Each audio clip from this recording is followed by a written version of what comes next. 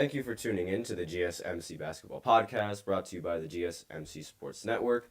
I am your host, Nelson, today we are going to be covering a lot of different things. I know there was a lot of March Madness games that have been going on, but we are not going to talk about that just yet. I'm going to wait until most of the games, and most of the tournaments are almost over, simply because, while I do like March Madness, it's very unpredictable and it's very difficult to really tell which team is going to end up making it out. Quinnipiac, however, if you guys remember, I was talking about Quinnipiac in one of my segments. They ended up winning the game yesterday, and now they have to wait another day before they can go ahead and match up against one other team, either Maris or the Peacocks from St. Peter's, and we'll see which of them they end up matching up with, and which of the players, not which of the players, but which team they'll match up against, and I'll give an update on that later. But now we're mainly going to be focused on NBA basketball because it's almost ending it's almost about. The regular season is almost about to end. And with the regular season getting ready to come to a close, we have to start looking at the playoffs for NBA basketball. So, in the first segment, we are going to be talking about Demar DeRozan, how he forced overtime against the Indiana Pacers and broke considerable records in that time. So I'm definitely going to be talking about that. There's also, in the second segment, we are going to talk about Domantas Sabonis improving his record to 10-0 against Anthony Davis, and a quick recap of all of the games that happened last night in our third segment. We also have our special fourth segment that I reveal at the end of every third segment, so stay in tune for that. Stay in tune all the way up until the third segment so that way you can know exactly what that is. And it might ruffle some feathers. I'm just going to say that flat out right now. It definitely might ruffle some feathers. But before I begin, I'd like to remind everyone, as always, to please use the link in the description to, just moving my microphone here, please use the link in the description to get your comments recognized. The link is also displayed below the ticker on every single show segment. That is gsmcpodcast.net. Really helps the show, makes the show much more interactive between myself and you guys. And with that out of the way, we can go right ahead and go into our first segment, which is going to be talking about DeMar DeRozan. Now, a lot of people, a lot of Raptors fans, they love DeMar. A lot of Spurs fans, they don't know really how to feel about DeMar DeRozan. And in my personal opinion, DeMar, he's I don't want to disrespect him, but he's sort of he's a great player, don't get me wrong, but his play style is just it doesn't really fit in today's league. And honestly, if he were to participate in any generation of the NBA, I think if you put him on the 90s, on a 90s roster, he would be considered one of the best players to ever play the game. His play style, I would say, is arguably the closest thing we have to Kobe Bryant or Michael Jordan in this again, just in this league. I'm not saying that he is the closest thing to Kobe and Michael Jordan. That is not what I'm saying. I am saying that in this league, his play style is very similar to those players. Not saying that he is on that level whatsoever. And the fact that he's playing on the Chicago Bulls makes him seem even more like Michael Jordan. But with that out of the way, let's talk about the game. Let's talk about the actual game itself. So, DeMar DeRozan, he ended the game with 46 points, and with this 46-point game, he also ended up forcing overtime by hitting a game-tying shot against the Pacers. And the Pacers, it's not like they were playing bad. Halliburton wasn't scoring. Again, Halliburton is extremely overrated in my opinion. He's not the scoring machine that he was when the in-season tournament was going around. And he still gets his assists, which is really the best thing about it. However, his scoring it's not as potent as a lot of people thought it was. And with this game, DeMar DeRozan passes 3 players in the all-time scoring list. I'm just going to pull up those 3 players right now. 1 second. So he passes Adrian Dantley, Dwayne Wade, and Elgin Baylor in the all-time scoring list after last night's game. Now, this is very unexpected. Like, I didn't really I expected him to definitely pass those players eventually. I didn't really expect him to do it in one game, however. And it's sort of one of those things that it's like, he's one of those players that's a little bit underrated because of his playoff history. Like, a lot of people don't really give him the credit that he deserves, and a lot of people don't really give him the attention that he deserves, mainly because of his problems in the playoffs. Like, he is mostly known for being LeBron's doormat, for lack of a better term. I mean, every single year he was on the Raptors, he ended up losing to LeBron James, and he ended up underperforming in the most important games. And then the very season that he left, or that he got traded, that's when the Raptors won their first ever championship.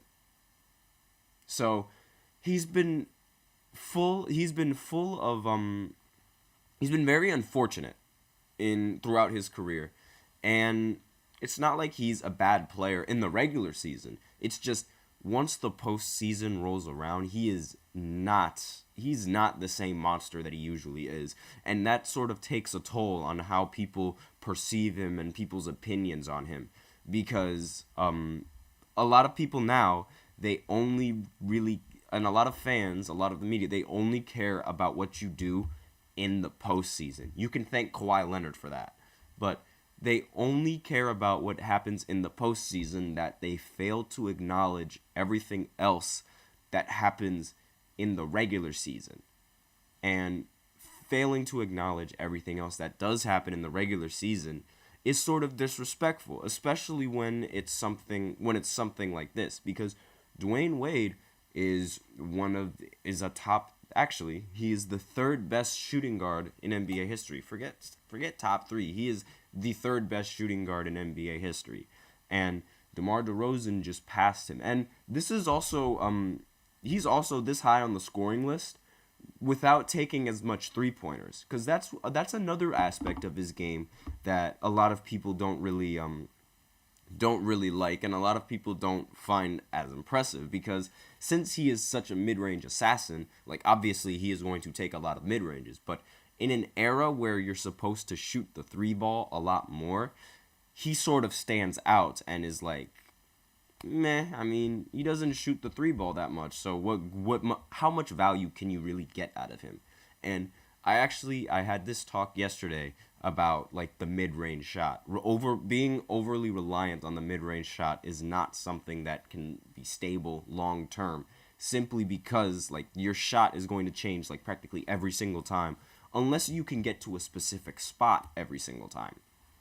And again, the shot changes every single time when you shoot in the mid-range, and it's not as reliable as taking a layup, which he's also very good at. He's very good at posterizing defenders, and he's all of those categories he's great at. It's just performance in the playoffs. You can't really do much with DeMar in the playoffs. It's a little bit sad to see. Like, when he was on the Raptors, his very last year in 2018, he led the Toronto Raptors to the best record in the entire Eastern Conference. However, it took 6 games for them to beat the Wizards. It took them 6 games to beat the Wizards. And the Wizards that year, they had 3 less wins than the Nuggets. And the Nuggets weren't in the playoffs in 2018. And then they meet LeBron James, and they get swept. You guys knew I was going to talk about LeBron James. I'm going to talk about him for 2 segments. They get swept by LeBron James, the greatest, and he was on his greatest postseason run. A lot of people consider 2018 LeBron James in the playoffs as the greatest basketball player and the best basketball player to ever touch a basketball court. He did it all by himself. He ended up outscoring both DeMar and Kyle Lowry in points and almost matching them in assists. So, if that doesn't scream meltdown, I don't know what does. And in that series, that was they were the only team in the Eastern Conference that could not get a win against LeBron. And it's like this isn't the first time. It's like every single year they always run into LeBron and they always underperformed. And it's always DeMar's fault. 9 out of 10 times, it's always been the fault of DeMar and him not playing to the best of his ability. And it's not like his teams aren't good because, again, number 1 seed in the East, and in 2016, I believe, they were the number 2 seed in the East. And they still, they just kept underperforming. Again, when no one was really going to stop LeBron, so I can't really, I can't really say much, but it's not like DeMar was doing anything to help them either.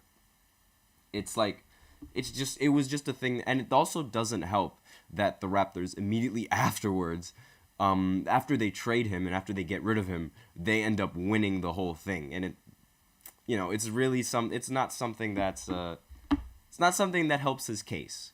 I mean, I guarantee you he was furious when he ended up finding out, wow, my former team just won the championship without me. Was I the problem? That's probably the thoughts that was going on in his head. And it could really damage your psyche. But more so on this game, Miles Turner, I'm talking about the Pacers now. Miles Turner ended the game with 27 points. Siakam ended with 17. So did Halliburton. And there wasn't really, there were a lot of shots, obviously, like the Pacers. They obviously were going to take a lot of shots. But the defense, again, very, very bad. They allowed DeRozan to get 46 points. And not saying that DeRozan is a bad player, but 46 points, that's a lot of points for just one person. And for some reason, okay, that was just about to say, my OBS was frozen for some reason. I have no idea what that was, but okay. So, anyways, back to what I was saying. DeRozan, 46 points, and they allowing them. They constantly always allow players to go off. I don't understand why the Pacers just don't value defense. It's going to hurt them, especially if they decide to match up against this team again in the play-in. Because looking at the standings, the Pacers are the 7th seed, and the Bulls, they're the 9th seed. So a couple more games and a couple more wins could see them matching up against each other in the postseason, in the play-in tournament. And that's something that you definitely don't want as a Pacer, because all of the teams that are in the play-in, minus the Hawks, they have a very good chance of beating the Pacers, because the Pacers, they just are terrible on defense. And it blows my mind how terrible a team this good on offense can be so lackluster on defense. I just don't understand. And it's not even that they have bad defenders, because Miles Turner has had several seasons where he's led the league in blocks. It's just the team is lazy, and overall being lazy is not something that you could afford to do. Alex Caruso also had a great game against the Pacers, 9 for 13 from the field, 23 points, Kobe White, 15 points on 17 shots. Wasn't really that good, but again, he's still in the running for most improved player, since he is averaging 19 points, 4 rebounds, and 5 assists. And I really think this Bulls team, they definitely have the pieces to win a lot of games and make some noise in the postseason and in the regular season. It's just for some reason they never do it, and I don't get why they just can't do it, and they don't do it.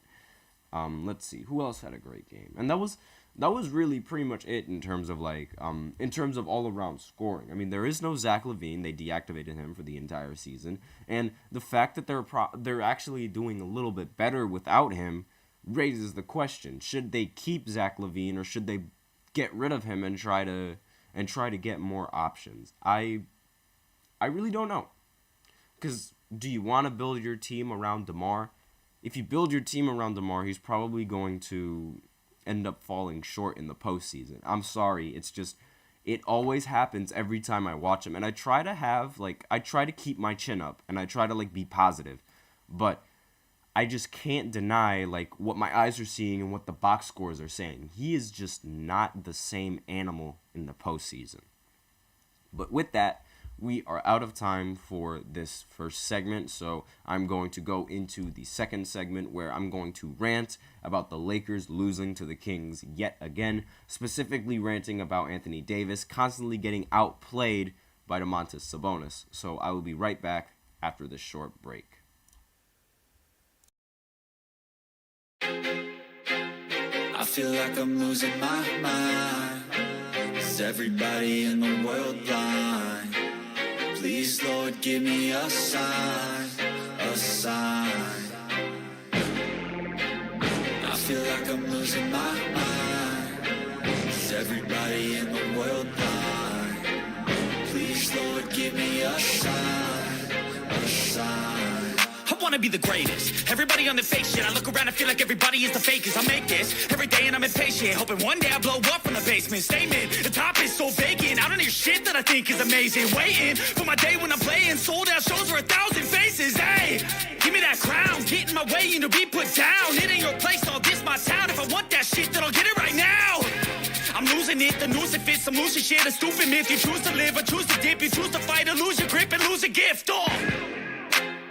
I feel like I'm losing my mind. Is everybody in the world blind? Please, Lord, give me a sign, a sign. I feel like I'm losing my mind. Is everybody in the world blind?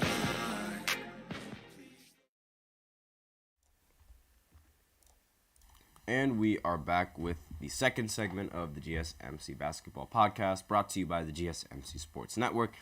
And in this second segment, we are going to, for lack of a better term, rant.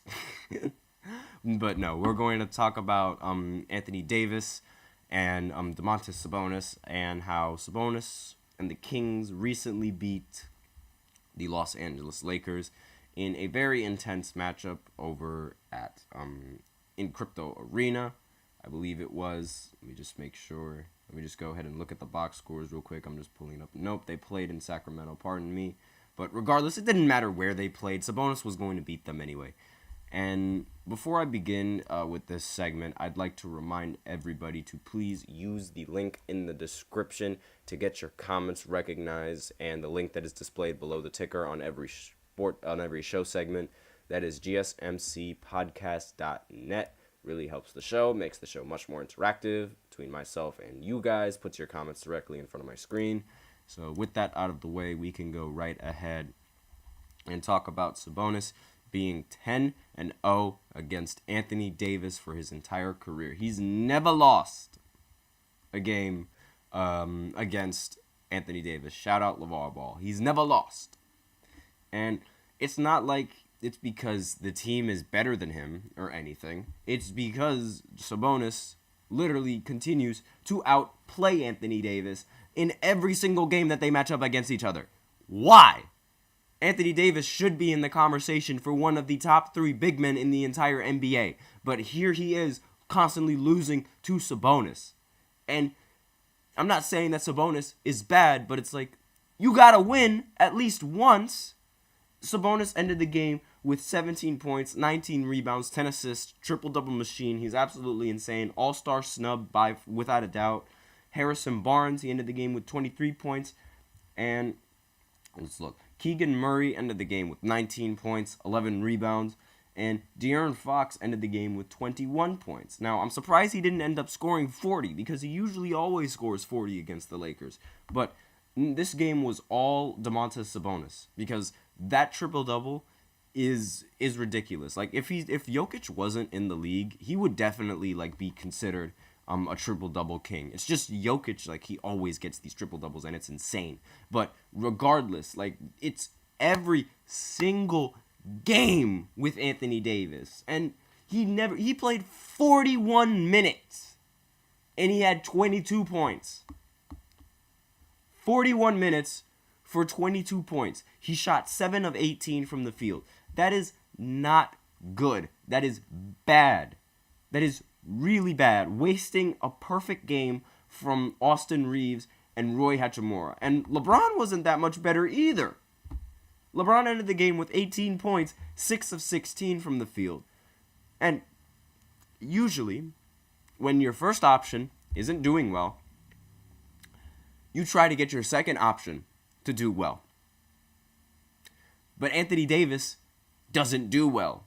I don't understand what the problem is with him. And I say this every single time I talk about him. He only plays well when he gets bullied by the media or forced into playing well. And I don't understand why. It's as if he needs people to tell him to start trying hard instead of just trying hard.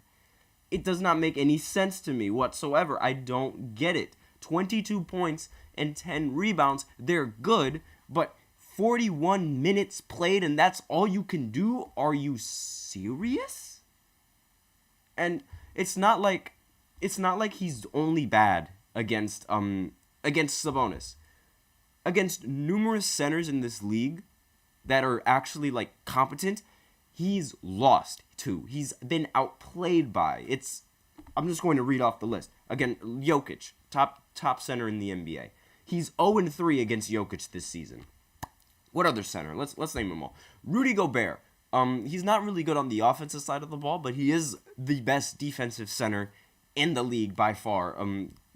You could argue that it's Victor Wembanyama if you want, but Rudy Gobert definitely brings a lot more value to a team defensively than Victor Wembanyama. As of right now, we don't know Victor Wembanyama's future and what his defense might hold, but that's as of right now. But against Rudy Gobert, he is 0-2 against Rudy Gobert, and he gets outplayed by Rudy Gobert. How do you get outplayed by Rudy Gobert? And another center, Bam Adebayo, he's on the Miami Heat, as I'm sure most of you guys know. He's on and off most of the time, but he did play very well in the finals. AD is 0-2 against Bam Adebayo. Another center on the list, Kristaps Porzingis. Now, remember, Anthony Davis, he did not play in that one game that the Lakers ended up beating the Celtics in when they were in the TD Garden. He's 0-1 against Kristaps. Against Kristaps! He's 0-1. Granted, that team is very good, so it's and at the time, the Lakers were most definitely struggling, so maybe that's a little bit harsh. But regardless, now Joel Embiid, who's injured, he is 0-1 against Joel Embiid. Anthony Davis has literally never played well and never won a game against a competent center. That is a serious problem. That is a very, very big problem. Not just for Anthony Davis, but for the Lakers as a whole. And if you can't rely on one of your best big men to outplay the other big men, then what are you going to do in the playoffs when you're going to match up against them for 4 or more straight games? Zubac on the Clippers, he looks better than Anthony Davis when he goes up against top centers.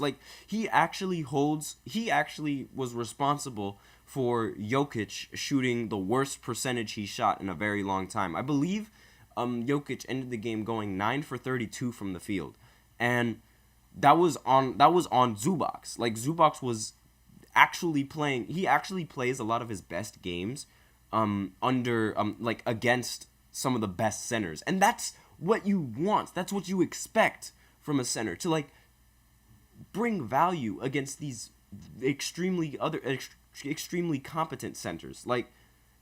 Imagine if he goes up against Giannis. What's gonna happen then? And in the playoffs, going into the playoffs, imagine if he has to match up against Sabonis in the playoffs. He is going to get cooked. He is going to get absolutely cooked for 4 games. Put in a blender, put in a spin cycle, everything. It makes no sense to me why Anthony Davis cannot play well against good centers. He should be in the conversation as one of the best centers. that's where he should be at right now. But instead, he's probably not even in the top 10, which is disappointing. It is extremely disappointing. He was an absolute monster on the Pelicans. And now, since he's been on LA, he's been nothing but a joke. Like, a straight joke on LA. People call him the Glass Man. That is a joke. And the fact that he stays injured like all the time, it also doesn't help. He's been very well like maintaining his health and not getting injured this season. And another thing that doesn't help was how I remember one time during the offseason, he was like, I haven't shot a basketball in 4 months. Are you serious? You're a professional basketball player and you haven't shot the ball in 4 months. Are you for real? But I digress. Now, it's a serious problem because if this man goes up against any other center in the playoffs, he's probably going to get destroyed. But this is a big thing. I will admit that most of the time, the playoffs are a very different game. So, with the playoffs being a different game, like the pacing is also different, and the pressure is also a lot different in the postseason. The style of play and the defenses that is thrown at you are going to be different. And with all of this in mind, maybe come playoff time, he'll actually, like, the game will change and he'll lock in and he'll still be able to outplay a lot of these players. Like, let's just throw a hypothetical since we are talking about Sabonis and AD. Let's say they match up against each other in the postseason. Now, Sabonis might, he's obviously still going to play really well. However, Anthony Davis's experience in the postseason and being able to handle pressure might play a key factor in that postseason compared to the Kings being able to handle the pressure. Because the Kings, they are not really known for their playoff prowess. Like, they've only made the last time they made the playoffs was last year, and that was the most impressive thing that the franchise has done because they've been on a 15-year drought of not making the playoffs. And with that playoff appearance in mind, they were expected, as the third seed, they were expected to do great things. However, Steph Curry happened. And when Steph Curry happened, there was really nothing that could have been done to stop him. Because, again, they were playing in Game 7, but Steph Curry knew how to handle the pressure, and him knowing how to handle the pressure allowed him to score 50 points and put more pressure on the Kings. And the Kings ended up collapsing and losing. And with that, again, with that in mind, the Kings, they have a history of losing series where they should definitely win and blowing leads and blowing games that they definitely should win in the postseason. And granted, like there aren't really that many postseasons to really draw upon because they don't really make the postseason that often. But when they did, they still struggled in very important games. Again, they if you guys remember the series back in 2002, I believe, against the Lakers, when they got into ridiculous foul trouble and the Lakers shot 25 free throws in the fourth quarter, I believe. I wasn't alive at that time, so my memory on that is a little dim, but they still were able to play in Game 7. That I know for a fact. And they played Game 7 in Sacramento and they got absolutely owned by the Lakers. So then this was sort of almost a direct parallel of what happened in the postseason when they were the third seed, because they were up 3-2. Then they played Golden State at home. They lost, which was all right, but they were able to play Game 7 in their home, and then Curry drops 50. And they end up losing in spectacular fashion and destroy the beam, not light the beam, but, regardless, like, if they match up against each other in the playoffs, it might be a whole different story because of the playoff experience that Anthony Davis does have over them, as well as LeBron James. You guys knew I was going to talk about LeBron James. I mean, obviously, he definitely plays a part in the postseason, as well as the rest of this team. So, we can't entirely say for certain that Anthony Davis is going to outplay Sabonis, or Sabonis is going to continue outplaying Anthony Davis. But I will say, if they match up in the postseason, it is a serious, serious problem. If they match up against any competent center in the postseason, it is also a serious, serious problem, because Anthony Davis, he just is not it. I am sorry. Like, I understand he's a great player, but he's just not where he is supposed to be, and not where he's expected to be in this regular season, in the playoffs, wherever it is. He is not the player that he is supposed to be right now. But with that, we are out of time for the second segment. So now we are going to go ahead and go into the third segment, where we give a quick recap of NBA games, and I will later reveal what the fourth segment is going to be about. So I will be right back after this short break.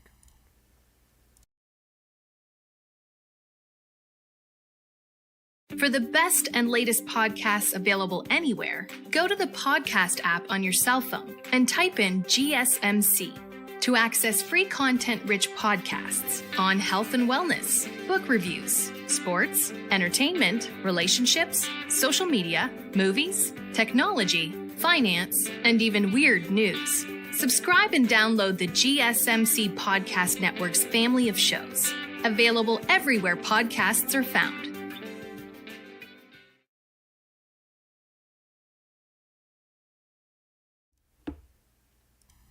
And we are back to in the third segment of the GSMC Basketball Podcast, brought to you by the GSMC Sports Network.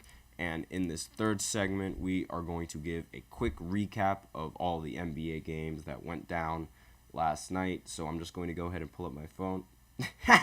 They're looking at the Eagles for tampering. I'm a Giants fan, so I'm very passionate about that. Screw you, Saquon. But regardless, let's go ahead and look at... I already talked about two of those games. I talked about the Pacers and the Lakers game. So let's go ahead and... We're going to talk about Detroit, because guess what? Detroit won another game! Yeah! They've improved their record to 12-53. They beat the Raptors, who are rebuilding. They win... Is this like the first time that they won back-to-back games? Is this the first time they've won back-to-back games? I'm very surprised that they ended up winning this game. That is very impressive. So now, again, they are no longer the worst team in the Eastern Conference. That title belongs to the Wizards now. But I'm very surprised that the Pistons ended up winning this game. That's definitely something. I mean, granted, they don't have Scotty Barnes, so it totally makes sense that the Raptors are sort of like playing a lot of meh, but there goes Crucial PG in the chat. Detroit is 3-1 in their last 4. Oh my goodness, that is a Christmas miracle, and it's not even Christmas. I cannot believe it. 3-1 in their last 4 games. They're on a roll. That's it. Pistons in the play-in, confirmed. That's what's happening. They're gonna make a mid-season run all the way, and it's honestly, like, again, like, I am making fun of the Pistons, but still, it is very, like, with the way that this team has been throughout the entirety of this regular season, it's literally an achievement when they win back-to-back games. Like, it's literally an achievement. And I'm going to look at the box score, see who played well. Jalen Duren, Jesus Christ, Jalen Duren ended the game with 24 points and 23 rebounds. I don't know what was going through his mind, but he was on a completely different level. He was a force to be reckoned with. Bro he decided to be prime Shaq for a day. And let's see, Cade Cunningham, he ended the game 8 for 20, 19 points. And that's to be expected. I mean, Crucial PG in the chat, Roman Catholic legend Jalen Duren. But yeah, like, I mean, that's a ridiculous performance. I did not expect that coming out of Jalen Duren. And Isaiah Stewart, most infamously known for trying to kill LeBron James on the court, running at him like he's Stone Cold Steve Austin, 5 for 6 from the field. Let's see, Jaden Ivey, 5 of 13 from the field, 14 points. So even with this win, they still played really bad basketball. It was all Jalen Duren on the offense for the Pistons. And On the Raptors side, there was nobody that was good on the offense except for Emmanuel Quickley, former Knick legend, ended the game with 25 points, 8 of 19 from the field, and the rest of the offense for the Raptors wasn't there. I'm gonna be honest. It was meh. They don't have Scotty Barnes, who again, the only other player that he's actually the only player in the league that was leading in points, rebounds, assists, steals, blocks, basically every single stat that you could think of. Yes, he was leading the Raptors and all of that. Kelly Olynyk, he was solid, 8 for 11 from the field, 19 points. Bruce Brown ended the game with 17 points, 8 of 12 from the field. Nets legend and Nuggets legend, we all know Bruce Brown. And then there's Grady, I'm not going to say his last name, 4 for 13 from the field with 9 points, meh. And Jalen McDaniels, 4 for 11, 8 points, meh. And it was all right. And when you lose to the Pistons, very disappointing. I think we all can agree on that. Losing to the Pistons is just the biggest L that you're in your season. Yes, my Brooklyn Nets, they did lose to the Pistons, and I cannot stand Detroit. I do not like them. Regardless, speaking of Brooklyn, we lose to the Orlando Magic. Yeah, I'm going to say that every single time we talk about Orlando, because the Orlando Magic, they don't get any media attention, and I don't get why they don't get the attention from the media. Let's look at their rankings right now. They are 5th in the Eastern Conference, and I don't understand what the marketing is around Orlando, but even when they're good, we don't really hear about them. And I don't understand why, because Paolo Banchero is a great player to watch. His play style, it's how do I put this? His play style is a mix. It's half Melo and half LeBron, in the sense that he takes a lot of shots, and he also knows how to facilitate and rebound the ball pretty well. He does know how to pass. He is a really good playmaker.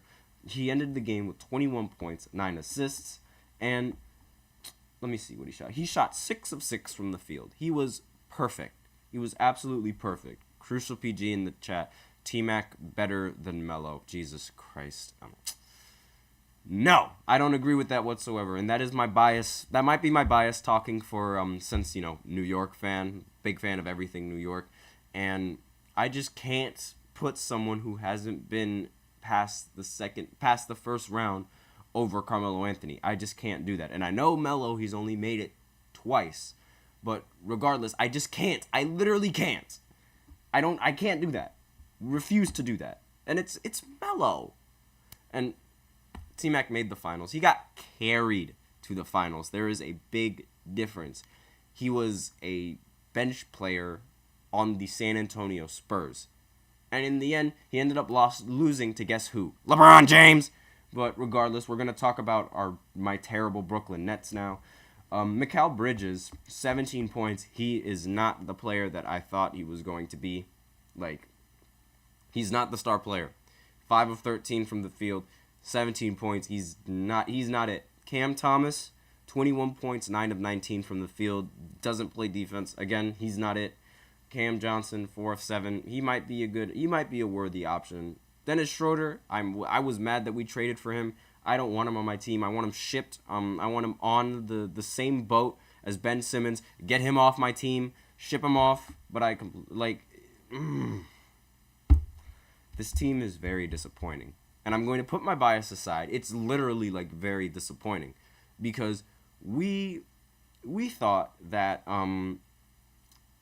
this Nets team, while it wasn't going to be, we knew it wasn't going to be great, given how, they just came off of losing Kevin Durant and Kyrie Irving. But with Mikal Bridges, we definitely expected a lot more coming out of this team. Now, it might also, the new coach that we got and the new scheme that we're trying to adapt to, it might also play into a part as to why we've been struggling. But Mikal Bridges is not helping He is not helping the situation whatsoever. And Crucial PG said he wanted to add Daniel Jones to the list of people to be shipped off, since I'm assuming, like, since he knows that I am a Giants fan. I've said it several times. I'm not going to talk about football much, but yes, I do want him on that boat. But regardless, let's go ahead and look at the other games that went down. The Dallas Mavericks, they ended up playing the Golden State Warriors. One thing to keep an eye out is, let me see, Daniel Gafford. So far, he's made, I believe it's 33 consecutive field goals. Like, he's made 33 straight shots, and he is about to break Wilt Chamberlain's record for most consecutive field goals made. Now, Wilt Chamberlain's record is 35 straight field goals. So he needs 3 more to pass Wilt Chamberlain. So that's something that we should keep an eye out for the Dallas Mavericks. They actually play a game tonight, so we could see him breaking that record tonight. And looking back on this game, I mean, the Warriors, they did not have Stephen Curry in the lineup. He is injured, so there was Jonathan Kuminga. He's been a very good option for the Golden State Warriors. Ended the game with 27 points. Andrew Wiggins, 17 points. Klay Thompson, 8 points. Fantastic. Klay Thompson is on the decline. He is definitely not the player that he once was before. 3 for 13 from the field. 2 of 7 from 3. He's not the player that everyone thought that he was. And Chris Paul, even worse. 4 of 12 from the field, 1 of 4 from 3. And I was wrong. I thought that Chris Paul would be able to keep this team afloat, but 9 points, 4 assists, and 4 rebounds. That's not going to bring any kind of impact to the team. And he needs to bring a lot more impact to the team. Now, it might be because, like, you know, Klay Thompson was missing, and a lot of the rest of the players were also missing from 3, so we definitely probably did not get as many assists. But still, losing to the Mavs is, like, I mean, it's not a bad thing, but it's something that the Golden State Warriors can't really afford, because now, like, since they're fighting for the play-in spot, being the 10th seed, they have to make sure that they win every single game to give them the best odds of not staying in that 10 or 9 seed.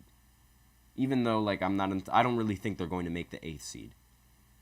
The Mavericks, on the other hand, Kyrie Irving ended the game with 23 points, 10 assists. Luka Doncic didn't drop a triple-double this time, ended the game with 21 points, 9 assists, and 3 rebounds.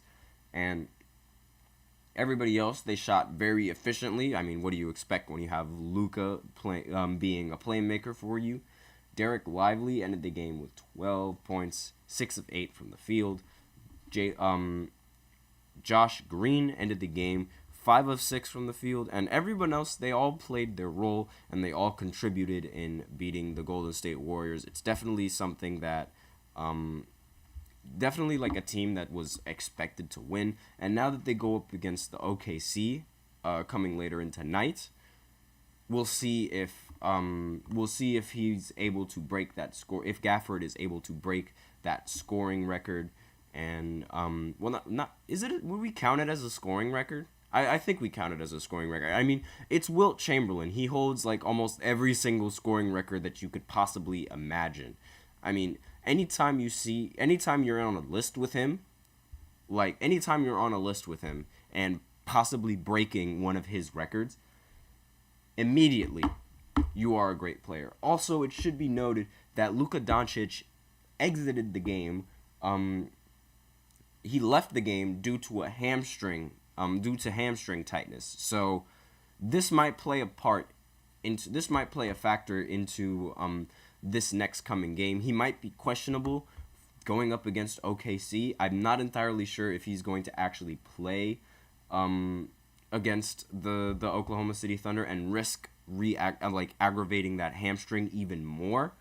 But yeah, his hamstring is sore, so no idea if he's going to sit out. He might not sit out, but who knows? There's still no confirmation. Next is Cleveland going up against the Pelicans. Now, this time Cleveland does have Donovan Mitchell.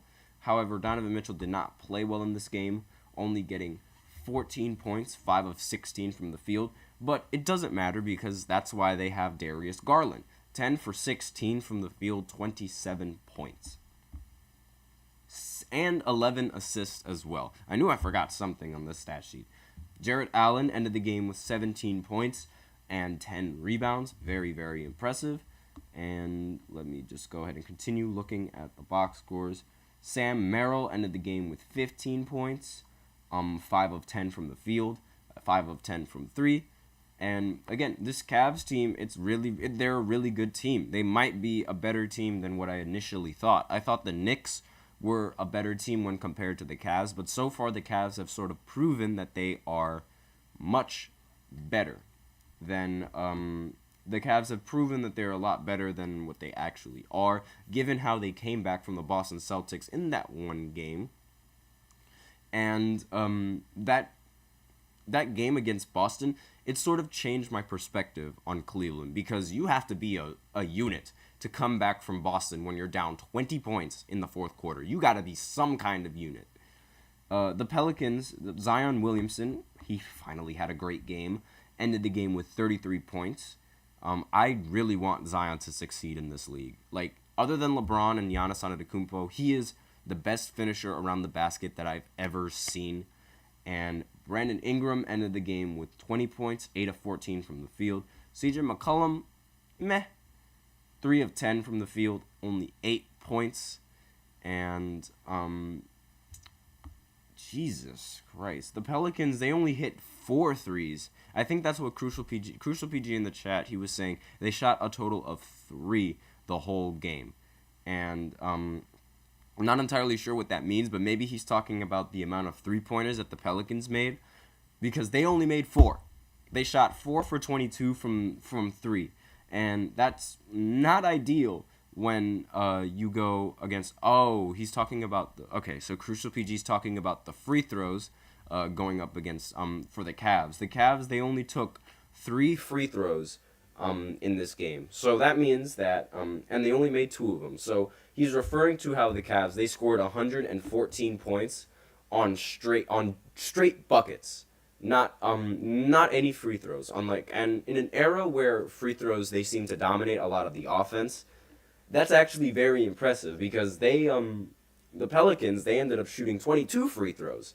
So the fact that they almost doubled in free throws and still couldn't end up coming out on top definitely shows how good of a team this Cleveland Cavaliers really is. And Crucial PG in the chat, he says they didn't shoot a single free throw until the fourth quarter. Very, very impressive stuff coming in from the Cavs.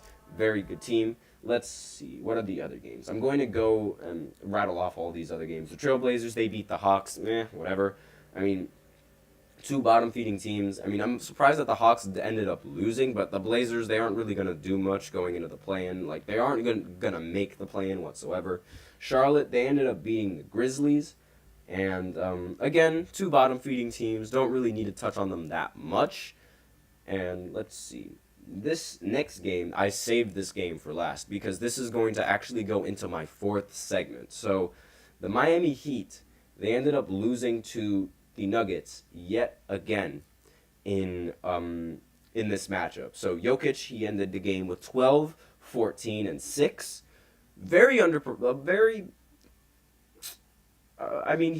wouldn't say he underperformed, because he only took 8 shots, but not a very productive game offensively, considering like how we've seen Jokic stuff the box scores. And Michael Porter Jr. ended the game with 25 points. Aaron Gordon ended with 16 points. Jamal Murray ended with 14 points. Jamal Murray has ambitions to being the best player in the NBA and the best player that the NBA has ever seen. Good luck to him on that. I really like his confidence. I personally don't think he's going to be the best player ever, but that's just me. If he has that confidence, all power to him. You always love those players with that kind of confidence. And this goes into my 4th segment, which is going to be about playoff Jimmy Butler and the Miami Heat and my personal opinions on playoff Jimmy. But before I do that, I'm going to rattle off the box scores of this game. So Jimmy Butler, 15 points, 6 of 16 from the field. Bam Adebayo, 17 points, 7 of 15 from the field. Terry Rozier, 14 points, 6 of 13 from the field. And the rest of the team, they only made 5 3-pointers. You aren't going to win making only 5 3-pointers. But with that, we're out of time for this third segment. So now I'm going to go into the fourth segment where we talk about playoff Jimmy Butler and exactly what playoff Jimmy Butler is. So I will be right back after this short break.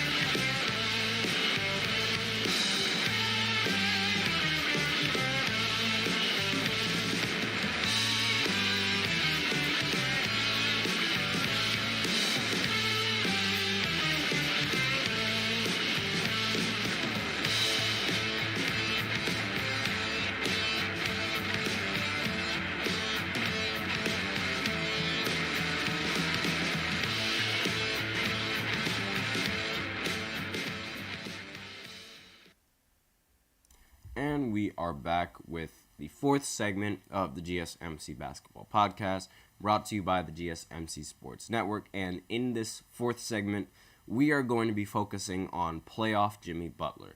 Now, Jimmy Butler, he's a fan favorite for a lot of people in the NBA, mainly because of his alter ego, playoff Jimmy. And I call it an alter ego because that's what a lot of people, they really call him that, but does he really live up to that hype? I don't think so. And I bring this up because on February 24th, I remember Jimmy Butler, he said, "It's that time." And when he says it's that time, he's sort of implying that, it's time for the Heat to sort of make their surge into the playoffs and become one of the best teams going into the playoffs and go on a crazy run like they usually do. Like, for example, in the bubble in 2020, when Jimmy Butler was on the Miami Heat, he shockingly, he beat the Bucks he beat the Bucks in 5 games, I believe. Obviously, Giannis got hurt in that series, so not really fair to judge, but he ended up beating the Bucks, which were the best team in the Eastern Conference, and they were expected to make the finals, but it turned out Miami Heat were the team that ended up making the finals. They still lost. And then the next year, they lose to the Bucks. They actually got swept by the Bucks the next year. But then, after that, last year, in 2022, they ended up beating the Bucks as an 8th seed with Jimmy Butler playing some of his best basketball. And ever since then, there's been nothing but hype around Jimmy Butler. It's been, oh, playoff Jimmy. Oh my God, he's a demon in the playoffs. He becomes a different animal. He's got that dog in him. All those kinds of comments, they've been going around with Jimmy Butler. And it's sort of expected that Jimmy Butler performs in the postseason. But does he really? Does he really perform in the postseason? And regardless, now, in this regular season, against top 5 teams, the Miami Heat are 0-11. And obviously, that doesn't sound like playoff Jimmy to me. That's not, I understand it's not the playoffs right now, but I do not, I just don't believe in him. I don't believe it's a thing. I'm going to look at the box scores real quick and I'll bring up the recent series. I'll bring up last year just because that last year is a big reason as to why I don't think playoff Jimmy is a thing. So obviously you don't have that persona unless you just elevate your game to ridiculous degrees in the postseason. That's sort of what's expected. When you look at playoff P, Like right now it's a bit of a joke, but playoff P was sort of like expected to be better in the playoffs than he is in the regular season. But when you look at the numbers, playoff Jimmy is not too far off from regular season Jimmy. I mean, looking at his field goal percentage, he ended up averaging 21 points per game in the finals, with going 41% from the field, not that efficient, and 36% from three, pretty efficient. But it's not so much the averages that have me worried. It's the individual games in this last playoff series that have me worried. I mean, in the final elimination game, in Game 5, Jimmy Butler shot 5 of 18. I'm sorry, that doesn't sound like playoff Jimmy Butler to me. Like, from how the media perceives playoff Jimmy Butler, like this other monster that just outplays everybody in the playoffs, that's not outplaying everybody. I'm sorry. 5 of 18 from the field, that is not it. And in the game before that, he ended up going 9 of 17 from the field. This is with him like averaging 45 plus minutes, by the way. Like 40 plus minutes. This is him playing 40 minutes. And he's only able to get this many points and shoot this badly. And he ended the game with a box plus minus of 9. And a -9, and he also ended game 3 with -11 box scores, and he ended game 1 -17. And in game 1 of that finals, he only scored 13 points. Now, obviously, like, it is a little bit unfair to judging one series. So okay, let's go ahead and look at the series before that, going into the series. So he did average 24 points, but notice how his performance got worse in the finals. Now, when he was in the Western Conference Finals, he averaged 24 points per game, shot 34% from 3, and 42% from the field. It's okay, but again, not playoff Jimmy material. In Game 6, in the game where they ended up losing off of a Derek White buzzer beater, he shot 5 of 21.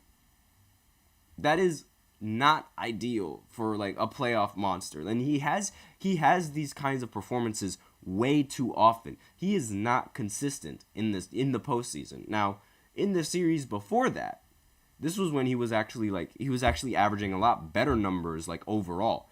He averaged 24 points on 43% from the field, but he only shot 11% from 3. What? Like, that's not playoff Jimmy Butler. I'm sorry, that is not. And in the elimination game, he shot 7 for 22 from the field for 24 points. He's lucky that he was able to win, but 7 for 22 in an elimination game? That's playoff Jimmy Butler? And then, obviously, like, in the first round of against Milwaukee, he absolutely dominated. And that's sort of been the only time where he's played very well.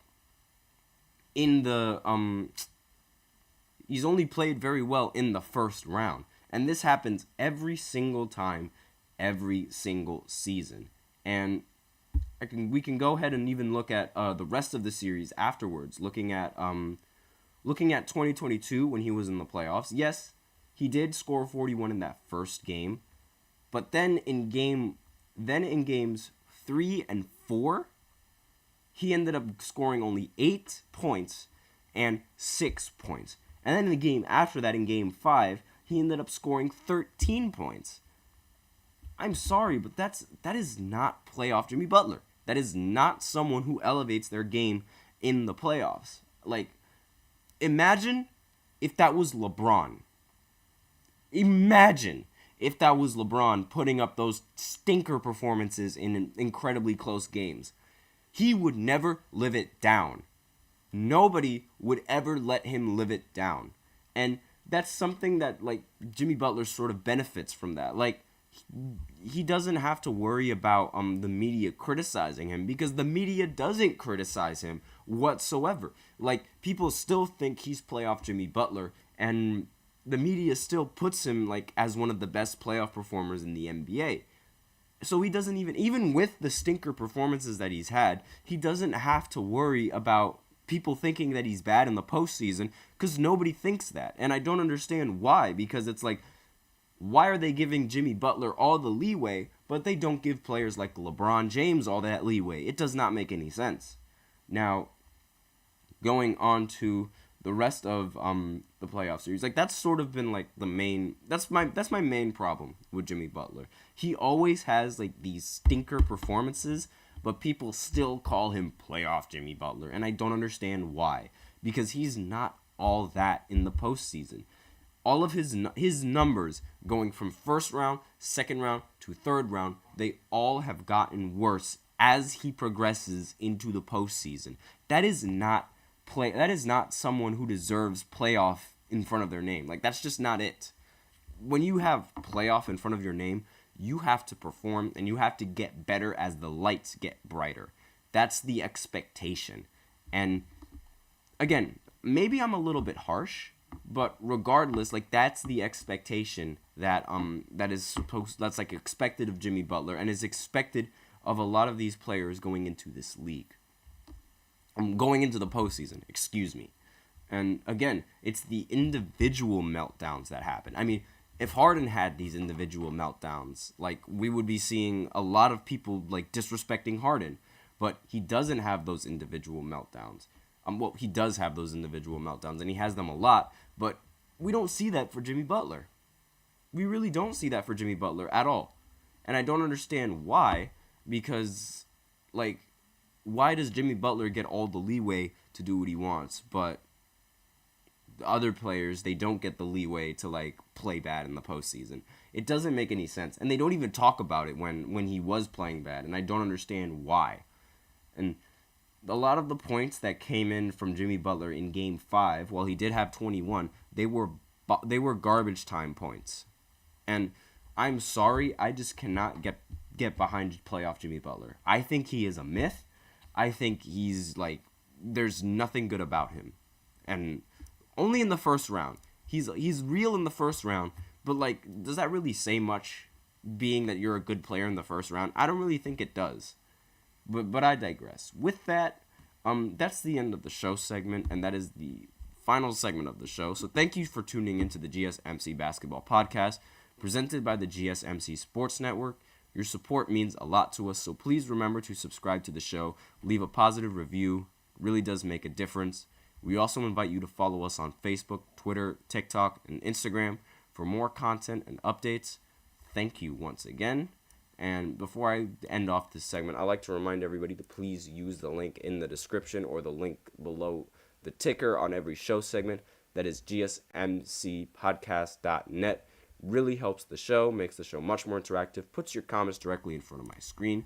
That's the end of the show segment. I am your host, Nelson, and as always, take care. Mm-hmm. Mm-hmm. Let's go.